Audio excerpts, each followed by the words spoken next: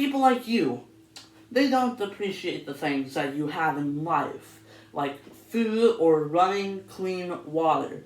People in poverty, though, they do not have access to these simple things.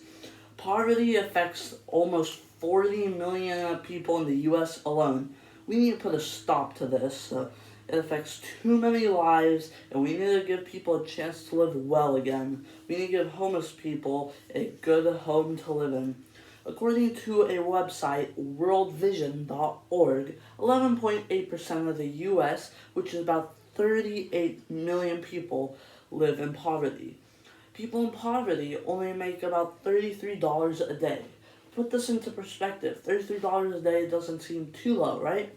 Well, most people make about $33 an hour, give or take.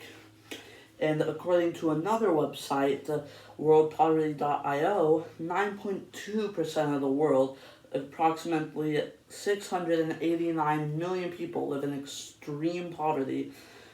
1.7 billion people live on the verge of poverty, though. That means almost 2 out of every 7 people you meet lives in poverty.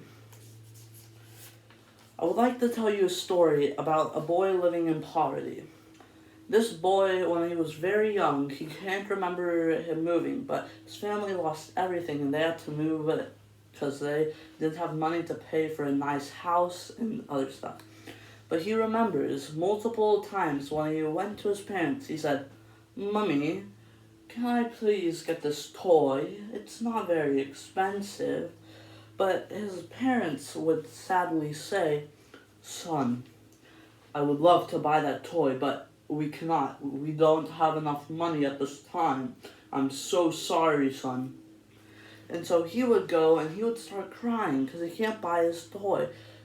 So then he would go run to the park and he would see other kids playing with their toys, and he would go say, "Hey, can I play with y'all and your toys?" And they'd say, "No, you cannot play with us," because his shirt and pants, they're not nicely clothes. They're pretty dirty because he lives in poverty. He can't afford nice things. So they kicked him out, and he was obviously sad again. He eventually grew up to realize that even though he had no toys or friends, he had a good connection to his family, and he learned to appreciate the little things in life. Today, he used that strategy to become a successful businessman, and he earns $30 million a year. One of the best things we could do here in America to reduce poverty is increase minimum wage.